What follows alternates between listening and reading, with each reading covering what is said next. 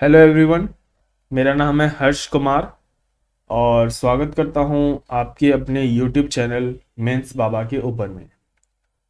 Friends, अभी recently supreme court के द्वारा जो इलीगल डिमोलिशंस हो रहा है उसको प्रिवेंट करने के लिए गाइडलाइंस जारी किए गए हैं। अभी भारत के हाल ही में नए सीजीआई बने। आपको कमेंट बॉक्स में बताना है कि भारत के हाल ही में कौन सीजीआई बने हैं। और जैसे उन्होंने अपनी कारोबार को संभाला वैसे वह नज़र बनाए हुए थे इलीगल डिमोलिशंस के अंदर के ऊपर में, जहाँ पे आप देख रहे हो क्या हो रहा है कि अगर किसी व्यक्ति ने जुर्म की तो उसके घर को तोड़ दिया जाता है। तो इसके ऊपर में सुप्रीम कोर्ट लगातार नज़र बनाया हुआ था और मौका देखते के साथ इस पर गाइडलाइंस जारी कर दिया गया। तो क्या गाइडलाइंस जारी किया गया है सुप्रीम कोर्ट के द्वारा, मैं चर्चा करूंगा इस वीडियो के अंदर में। और भी बैकग्राउंड में बहुत चीज़ें बताऊंगा आपको, पर मैं चाहता हूँ एक बार आप वीडियो को पहले लाइक कर दें। यार, आप वीडियो देखते तो हैं लेकिन लाइक नहीं करते हैं, तो एक बार वीडियो को लाइक करिए, चैनल को सब्सक्राइब करिए ताकि चैनल का ग्रोथ हो, और शेयर कीजिए अपने दोस्तों के साथ ताकि उन तक भी ये जानकारी पहुंच सके। तो कॉन्टेस्ट की बात कर लेते हैं साथियों। सबसे पहले तो सुप्रीम कोर्ट ने रिसेंटली गाइडलाइंस इशू किए हैं कुछ, ताकि वो प्रिवेंट कर सके इलीगल डिमोलिशंस को। जो भी घर टूट रहे हैं, ठीक है, या फिर प्राइवेट प्रॉपर्टीज ऑथोरिटीज के द्वारा तोड़ी जा रही है, किस बिना पर? अगर उनको कोई लगता है कि भैया इसने कोई जुर्म किया, सिर्फ ये लगता है जुर्म किया, तो ये ट्रेंड हो गया है कि उसको जुर्म किया और उसका घर तोड़ दो, ये बोल के कि इलीगल कंस्ट्रक्शन है। भले वो इलीगल कंस्ट्रक्शन हो या ना हो, भले प्रॉपर उसका तरीके से जांच की गई हो कि नहीं की गई हो, बस ऑथोरिटीज के द्वारा घर पहले तोड़ दिया जा रहा है। अगर किसी ने जुर्म किया है, भले कोर्ट में वो साबित हो ना हो, लेकिन पहले ही उसका घर तोड़ दिया जाता है। तो ये ट्रेंड में भी चल रहा है, तो इसके ऊपर में सुप्रीम कोर्ट ने गाइडलाइंस जारी कर दी है। बैकग्राउंड की बात करें साथियों, तो कुछ स्टेट्स के अंदर में जैसे उत्तर प्रदेश, मध्य प्रदेश और आपका राजस्थान के अंदर में ऐसे डिमोलिशंस देखने को मिल रहे हैं लगातार, जहां पे यह बता जा रहा है सुप्रीम कोर्ट के द्वारा कि अनऑथराइज कंस्ट्रक्शन बोल के एक तरह से सजा दे दी जा रही है, ठीक है। जहां पे उस जुर्म की कोई सजा हो सकती थी, जिस व्यक्ति ने कोई जुर्म किया और वो साबित हो जाता, उसकी एक प्रॉपर सजा होती, बट उसको सिर्फ पनिशमेंट के नाम पे उसका घर तोड़ दिया जा रहा है, ये बोल के कि एक अनऑथराइज कंस्ट्रक्शन है। तो इसीलिए सुप्रीम कोर्ट अब एक्टिव हो चुका है इस मामले के अंदर में। सुप्रीम कोर्ट ने कहा कि अगर हम आरोपी को भी देख रहे हैं तो हम आरोपी के भी चीजों को देखेंगे कि अगर वो वायलेशन हो रही है सिटीजन्स राइट्स की, ओके। की कंसर्न क्या जताया गया है सुप्रीम कोर्ट के द्वारा इलीगल डिमोलिशंस के अंदर में? सबसे पहले उन्होंने कहा कि वायलेशन है साथियों फंडामेंटल राइट्स की। आपको बताना फंडामेंटल राइट कॉन्स्टिट्यूशन के किस पार्ट में है, जिसमें आर्टिकल 21 में ये लिखा हुआ है कि right to life and personal liberty, जो इंक्लूड करता है राइट टू शेल्टर। और जो इलीगल डिमोलिशंस हो रहा है उससे लोगों की होम्स और बेसिक नेसेसिटी इंटरप्ट होती है, जिससे राइट टू लाइफ और पर्सनल लिबर्टी भी इंटरप्ट होता है, और कंप्लीटली फंडामेंटल राइट्स का साथियों यहाँ पे क्या है, वायलेशन है।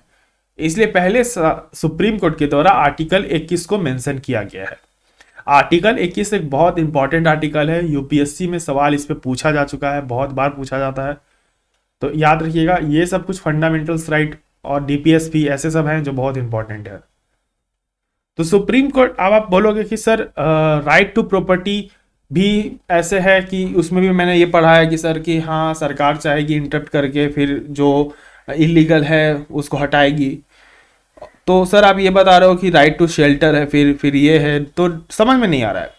देखिए दोस्तों, राइट टू शेल्टर जो है आपका, जो हम राइट टू शेल्टर की बात करते हैं, तो राइट टू शेल्टर आपका सिर्फ इंश्योर करता है कि एक सिटीजन जो भारत के अंदर में रहता है उसके पास एडिक्वेट हाउसिंग हो, इंक्लूडिंग उसके पास प्राइवेसी हो, स्पेस हो, सिक्योरिटी हो, मतलब आसपास के जन से उसको खतरा ना हो, ठीक है। और एक बेसिक शेल्टर की बात करता है कि आप रहने खाने का अधिकार आपसे कोई नहीं छीन सकता।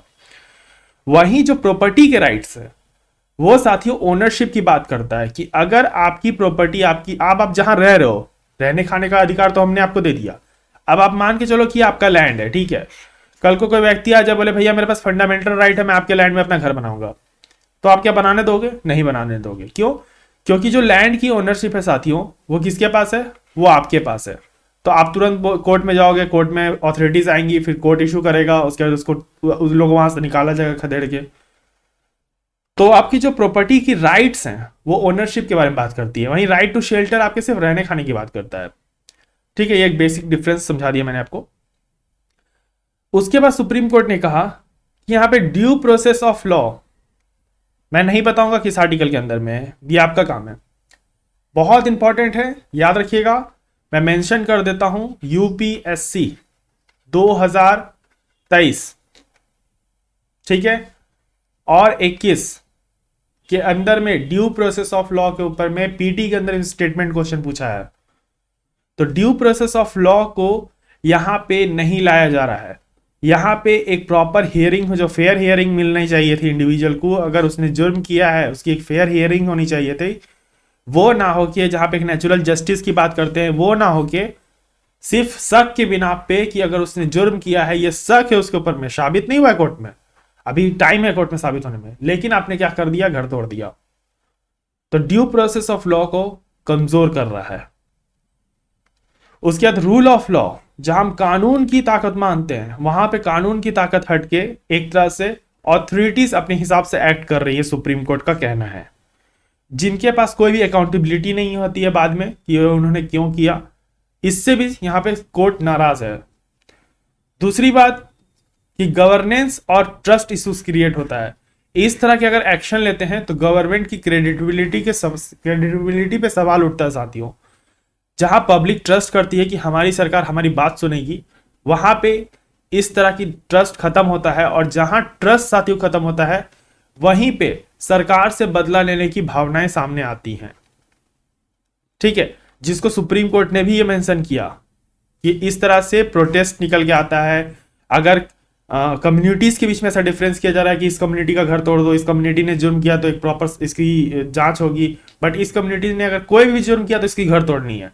तो इस तरह से एक सोशल अनरेस्ट सामने निकल के आता है, दंगे हो सकते हैं, फसाद हो सकते हैं, जिसको सुप्रीम कोर्ट ने मेंशन किया है। और जो भी अगर फैमिली से साथियों, उनको लॉस सहना पड़ता है अपने जीवन के ऊपर में, अगर कोर्ट में यह साबित हो जाता है कि उसने ये जुर्म नहीं किया था, तो एक फाइनेंशियल लॉस भी होता है उसको। तो ये सब चीजें कुछ निकल के आ रही है। अब ये कंसर्न था साथियों, सुप्रीम कोर्ट ने देखा ये सब कंसर्न है, इसलिए इसके ऊपर में सुप्रीम कोर्ट ने क्या किया, गाइडलाइंस जारी की। अब वो कौन कौन से गाइडलाइंस है? पहला उन्होंने बताया कि मैंडेटरी 15 डेज का नोटिस देना होगा। अगर आपको लगता है कि किसी ने, इंडिविजुअल ने अगर इलीगल घर बनाया है, ठीक है, आपको लग रहा है, आपके पास पेपर है, आपके पास प्रूफ है कि इसका इलीगल घर है, तो पहले उस व्यक्ति को 15 दिन की नोटिस देनी होगी आपको कि आपके घर 15 दिन में मैं तोड़ दूंगा, ताकि 15 दिन के अंदर वो व्यक्ति कोर्ट में जाके उस नोटिस को चैलेंज कर सके। ठीक है, उसके बाद ड्यू प्रोसेस की बात करेगा, जहां भी यह बताया गया कि क्लियर जस्टिफिकेशन होना चाहिए ऑथोरिटीज के साइड से, और ट्रांसपेरेंसी होना चाहिए कि अगर उन्होंने डिमोलिशंस किया, अगर घर तोड़ा, तो एक वाजिब उनके पास कारण था, ये होना चाहिए। प्रॉपर लीगल ऑथराइजेशन होना चाहिए उनके पास। ठीक है, अगर कोर्ट के द्वारा ऑर्डर किया गया है, तो वो ऑर्डर के थ्रू अगर वो कर रहे हैं, तो फिर भैया फेयर है, कोई दिक्कत नहीं है। किसी भी लीगल अथॉरिटी के द्वारा ये बताया गया हो कि हाँ, घर तोड़ने का आदेश इस लीगल अथॉरिटी के द्वारा था। फिर प्रोटेक्ट करना राइट टू शेल्टर। ठीक है, यहां पे आर्टिकल 21 को मैंने बता दिया कि राइट टू शेल्टर को प्रोटेक्ट करने की बात कही जा रही है। राइट टू चैलेंज, अगर किसी को ऐसा लग रहा है कि हाँ भैया मेरे साथ गलत हो रहा है, तो उसको एक अपॉर्चुनिटी तो दोगे ना आप कि हाँ कोर्ट में वो जाके चैलेंज कर सके उस ऑर्डर को। उसके बाद अकाउंटेबिलिटी, गवर्नमेंट ऑफिशियल्स जो इलीगल डिमोलिशंस कर रही है, उससे क्या हो रहा है, एक डिसिप्लिनरी एक्शंस आ रही हैं, यानी ऐसे एक्शंस लिए जा रहे हैं जो सरकार इस मतलब, सॉरी मैं क्या बना था, हाँ एक मिनट फोन आ रहा है, रुक जाइए। तो ओके, हाँ, तो मैंने क्या बोला, एक मिनट, ठीक है, हाँ, तो मैं कहां पे था, इलीगल डिमोलिशंस की बात कर रही है।